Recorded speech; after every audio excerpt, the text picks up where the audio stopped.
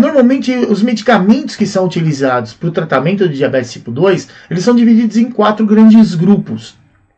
Então a gente tem aí os medicamentos que são chamados de hipoglicemiantes. Então, quer dizer, a função deles é fazer aumentar a secreção de insulina produzida lá pelo pâncreas. Então, eles vão fazer esses tipos de medicamento, toda vez que eles forem utilizados no tratamento, eles vão fazer com que o pâncreas produza um pouco mais de insulina. São classificados também como outro tipo de medicamento, o segundo grupo, são chamados lá de anti-hiperglicemiantes. Quer dizer, o principal desses que a gente tem é a metformina, que é bastante utilizado no tratamento do diabetes tipo 2, e ele normalmente vai agir de que maneira? Ele não vai deixar com que a glicemia aumente. Quando que a glicemia aumenta? Ela aumenta quando normalmente a gente se alimenta, e quando a gente não se alimenta, o fígado é que libera glicose para o sistema. Então esse tipo de medicamento ele vai trabalhar de que maneira?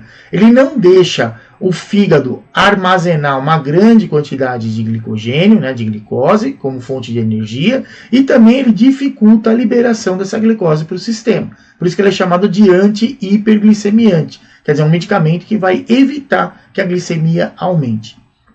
Existem os que são chamados, aí são os principais, né, são os inibidores da DPP-4, que eles normalmente vão aumentar a secreção de insulina de forma glicose dependente. Quer dizer, o que quer dizer isso? Toda vez que a gente se alimenta e o nosso corpo começa a ter lá uma quantidade maior de glicose chegando no sistema, quer dizer, ali no intestino, automaticamente o intestino libera um hormônio que é chamado GLP-1.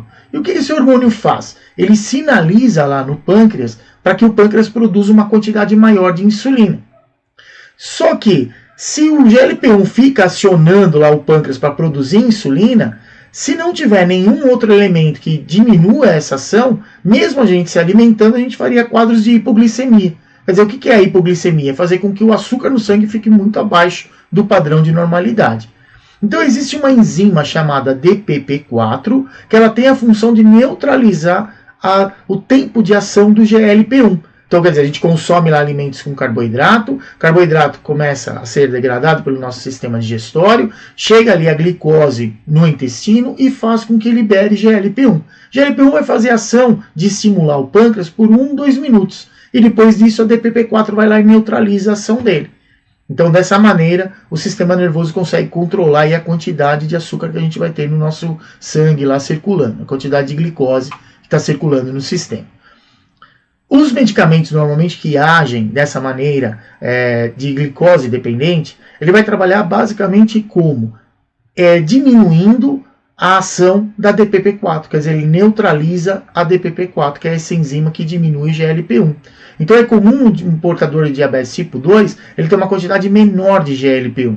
Então, se você neutraliza, se usa um medicamento que neutraliza a DPP-4, esse GLP-1 que vai ser liberado toda vez que a gente comer alimento com carboidrato, ele acaba sobrevivendo mais tempo no sistema e estimulando o pâncreas a produzir uma quantidade maior de insulina. Existem também os medicamentos que são chamados inibidores da SGLT2.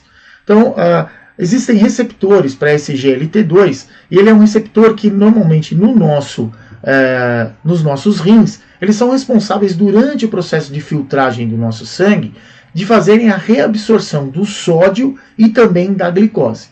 Então o que normalmente esses inibidores eles fazem? Eles promovem o que a gente chama de glicosúria.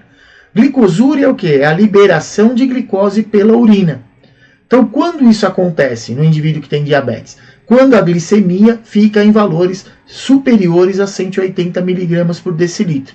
Quer dizer, o padrão normal de glicose no sangue é em torno de 100. O indivíduo começa a ficar hiperglicêmico, começa a aumentar a quantidade de glicose no sistema. Quando ela atinge valores aí de 180 mg por decilitro ou valores superiores a esse, automaticamente vai ter aí, o corpo vai buscar um mecanismo de eliminar esse excesso de glicose que está no sangue.